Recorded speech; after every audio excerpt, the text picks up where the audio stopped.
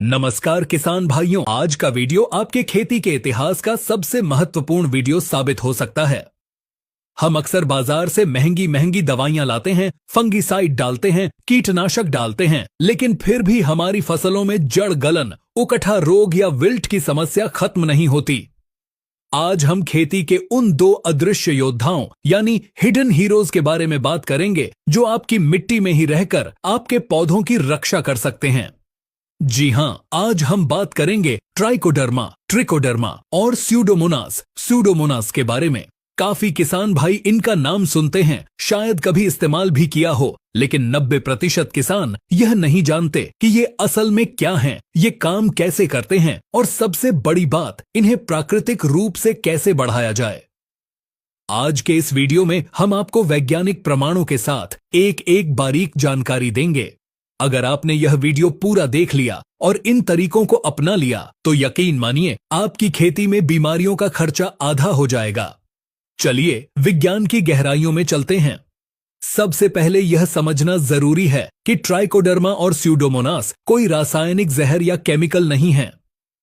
ये जीवित सूक्ष्म जीव हैं, यानी ये जिंदा हैं। सरल भाषा में कहें तो ट्राइकोडर्मा एक मित्र फफूंद फ्रेंड फंगस है और स्यूडोमोनास एक मित्र जीवाणु फ्रेंड बैक्टीरिया है।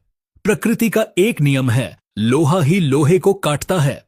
ठीक उसी तरह फसल को नुकसान पहुंचाने वाली फफूंद को खत्म करने के लिए हमें एक दूसरी ताकतवर फफूंद की जरूरत होती है और वही ट्राइकोडर्मा है। और बैक्टीरिया जनित रोगों को रोकने के लिए हमें स्यूडोमोनास की जरूरत होती है। अब आपके मन में सवाल आ रहा होगा कि क्या ये हमारी मिट्टी में पहले से नहीं होते? इसका वैज्ञानिक उत्तर बहुत चौंकाने वाला है।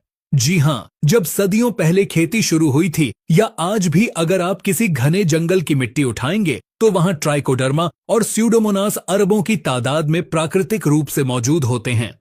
इसीलिए जंगलों में कोई खाद या दवा डालने नहीं जाता, फिर भी वहां पेड़ हरे भरे रहते हैं।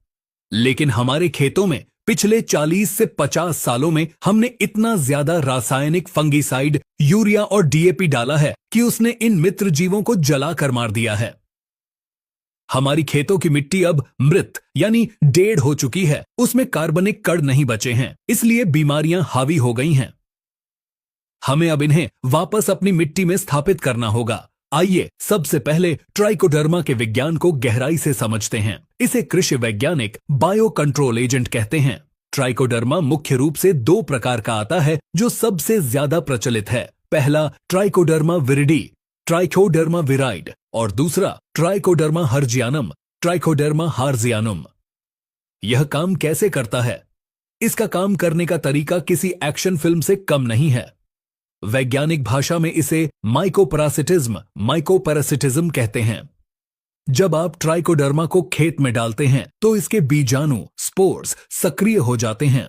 जैसे ही इसे मिट्टी में कोई हानिकारक फफूंद जैसे राइजोक्टोनिया, फ्यूजेरियम या पाइथियम जो जड़ गलन और उकठा फैलाते हैं मिलती है, ट्राइकोडर्मा उस दुश्मन फफूंद को चारों तरफ से जकड़ लेता है। ट्राइकोडर्मा अपने शरीर से विशेष प्रकार के एंजाइम या रसायन छोड़ता है जिसे हम काइटिनेज, चिटिनाज और ग्लूकनेज कहते हैं। ये शब्द थोड़े कठिन लग सकते हैं, लेकिन इनका काम बहुत सरल है। दुश्मन फफूंद की जो बाहरी दीवार होती है वह काइटिन की बनी होती है। ट्राइकोडर्मा का एंजाइम उस दीवार को गला देता है, उसमें छेद कर देता है और अंदर घुसकर दुश्मन फफूंद का सारा भोजन खा जाता है। यानी यह शत्रु फफूंद को भूखा मारकर और गलाकर खत्म कर देता है। इतना ही नहीं, ट्राइकोडर्मा पौधों की जड़ों के चारों ओर एक सुरक्षा कवच बना लेता है। इसे राइजोस्फेयर कॉम्पिटेंस कहते हैं, मतलब जड़ के पास की जगह पर ट्राइकोडर्मा अपना कब्जा कर लेता है ताकि कोई और बीमारी वहां आ ही न सके। अब बात करते हैं दूसरे योद्धा की, स्यूडोमोनास फ्लोरेसेंस। जहां ट्राइकोडर्मा एक फफूंद है, वहीं स्यूडोमोनास एक बैक्टीरिया है। इसके नाम में फ्लोरोसेंस इसलिए जुड़ा है क्योंकि यह एक विशेष प्रकार का चमकदार पिगमेंट छोड़ता है।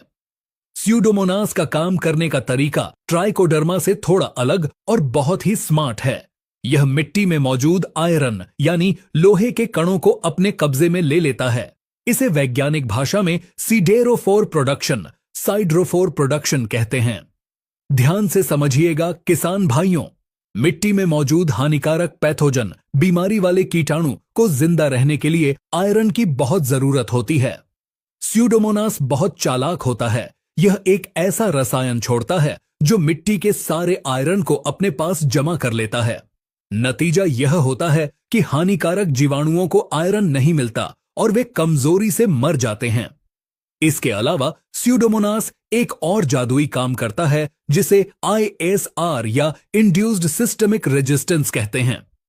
सरल शब्दों में, जैसे इंसानों में वैक्सीन लगने से इम्यूनिटी बढ़ती है, वैसे ही स्यूडोमोनास पौधे के सिस्टम में जाकर उसे सिग्नल देता है कि तैयार रहो, बीमारी आ सकती है। इससे पौधे की अपनी रोग प्रतिरोधक क्षमता कई गुना बढ़ जाती है। यह पौधे की जड़ों से कुछ ऐसे हार्मोन जैसे ऑक्सिन भी निकलवाता है जिससे जड़ों का विकास बहुत तेजी से होता है। तो अब आप समझ गए होंगे कि ट्राइकोडर्मा फफूंद का काल है और स्यूडोमोनास पौधे का इम्यूनिटी बूस्टर और ग्रोथ प्रमोटर है। जब ये दोनों मिल जाते हैं तो फसल की सुरक्षा 100% पक्की हो जाती है। अब हम आते हैं वीडियो के सबसे महत्वपूर्ण हिस्से पर, इनका इस्तेमाल कैसे करें। बाजार में यह पाउडर और लिक्विड, तरल दोनों रूपों में मिलता है, लेकिन किसान भाइयों, यहाँ एक बहुत बड़ी गलती होती है। किसान बाजार से 1 किलो का पैकेट लाते हैं और उसे सीधे खेत में धूल की तरह उड़ा देते हैं या पानी में घोलकर चला देते हैं। यह तरीका गलत नहीं है, लेकिन इससे आपको केवल 10% रिजल्ट मिलेगा। क्यों? क्योंकि पैकेट में जो जीवाणु हैं वो सुप्त अवस्था, सोए हुए में हैं और उनकी संख्या सीमित है। अगर आप चाहते हैं कि आपको इसका 100 गुना फायदा मिले तो आपको इसे खेत में डालने से पहले मल्टीप्लाई यानी इसकी संख्या बढ़ानी होगी। इसकी संख्या बढ़ाने की सबसे बेहतरीन और वैज्ञानिक विधि है गोबर की खाद संवर्धन, एनरिचमेंट ऑफ FYM। इस विधि को ध्यान से नोट कर लें। आपको 1 एकड़ खेत के लिए लगभग 100 किलोग्राम अच्छी सड़ी हुई गोबर की खाद या वर्मी कंपोस्ट, केंचुआ खाद लेनी है। ध्यान रहे, खाद ठंडी होनी चाहिए, उसमें से गर्म भाप न निकल रही हो। अब इस 100 किलो खाद में आपको 1 से 2 किलोग्राम ट्राइकोडर्मा और 1 से 2 किलोग्राम स्यूडोमोनास मिलाना है। अगर लिक्विड है तो 1-1 लीटर मिलाना है। इसे मिलाने के बाद ढेर को अच्छी तरह से पलटी दें। फिर इसमें थोड़ा पानी छिड़कें। नमी उतनी ही होनी चाहिए कि जब आप खाद को मुट्ठी में भींचें तो लड्डू बन जाए, लेकिन पानी बहे नहीं। लगभग 30 से 40% नमी। अब इस ढेर को किसी छायादार जगह पर या झूठ की बोरी, टाट से ढककर रख दें। इसे सीधी धूप से बचाना बहुत जरूरी है क्योंकि सूरज की अल्ट्रावायलेट किरणें इन जीवाणुओं को मार देती हैं। अगले 7 से 10 दिनों तक इसे ऐसे ही रहने दें। हर 2 से 3 दिन में बोरी हटाकर देखें। अगर नमी कम लगे तो हल्का पानी छिड़क दें और फावड़े से ऊपर नीचे कर दें। आप 7 से 8 दिन बाद देखेंगे कि खाद के ऊपर एक सफेद रंग की रुई जैसी परत जम गई है। यह देखकर घबराएं नहीं, यह सबूत है कि आपका ट्राइकोडर्मा जाग गया है और उसने अपनी संख्या करोड़ों से अरबों में कर ली है। अब यह 100 किलो खाद दुनिया के किसी भी महंगे फंगिसाइड से 1000 गुना ज्यादा ताकतवर बन चुकी है। बुवाई से पहले आखिरी जुताई के समय इस तैयार खाद को पूरे खेत में बिखेर दें। ऐसा करने से खेत के हर कोने में ट्राइकोडर्मा और स्यूडोमोनास की फौज तैनात हो जाएगी।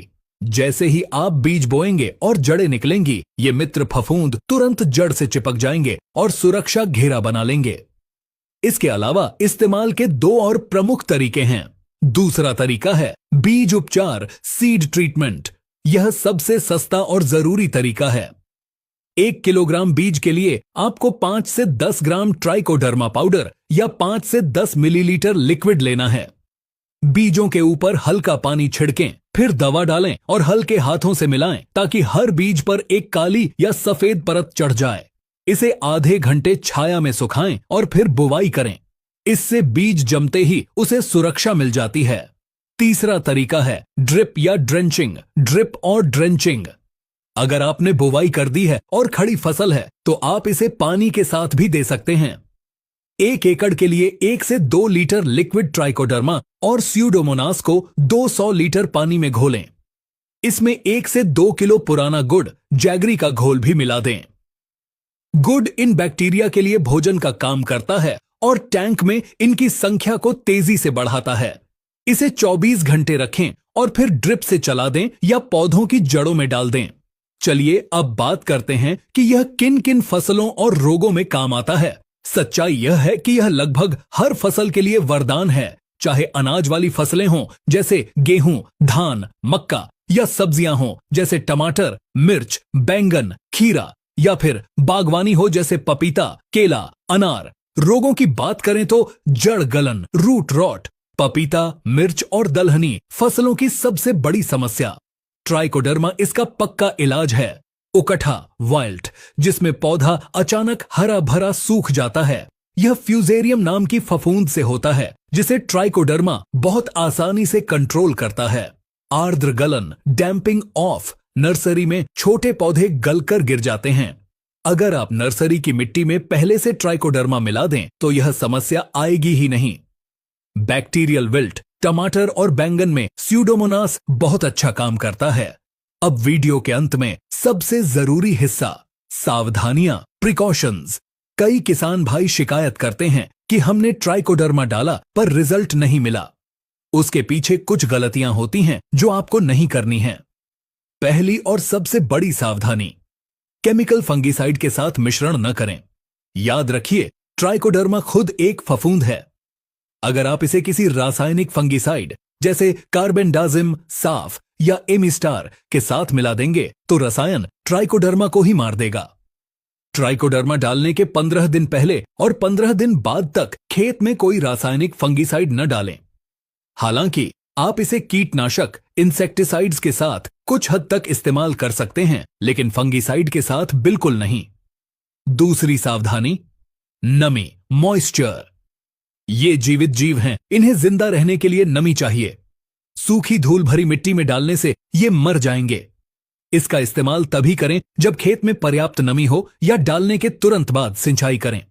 तीसरी सावधानी, एक्सपायरी डेट। दुकान से खरीदते समय पैकेट पर CFU count, colony forming unit जरूर देखें।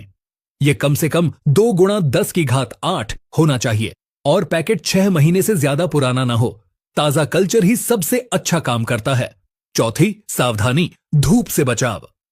इसका छिड़काव हमेशा शाम के समय या बादल छाए रहने पर करें। तेज धूप में इसके बैक्टीरिया कमजोर पड़ सकते हैं। तो किसान भाइयों, निष्कर्ष के तौर पर मैं यही कहूंगा कि ट्राइकोडर्मा और स्यूडोमोनास भविष्य की खेती का आधार है। यह सिर्फ बीमारी नहीं हटाते बल्कि मिट्टी की संरचना को सुधारते हैं, फास्फोरस और पोटाश जैसे तत्वों को घोलकर पौधों को देते हैं और जहरीले रसायनों का खर्चा बचाते हैं। अगर आप इसे साल में 2 बार, एक बार खरीफ में और एक बार रब्बी में गोबर की खाद के साथ मिलाकर खेत में डालते हैं तो 2-3 साल के अंदर आपकी मिट्टी इतनी स्वस्थ हो जाएगी कि उसमें बीमारी आना लगभग बंद हो जाएगी।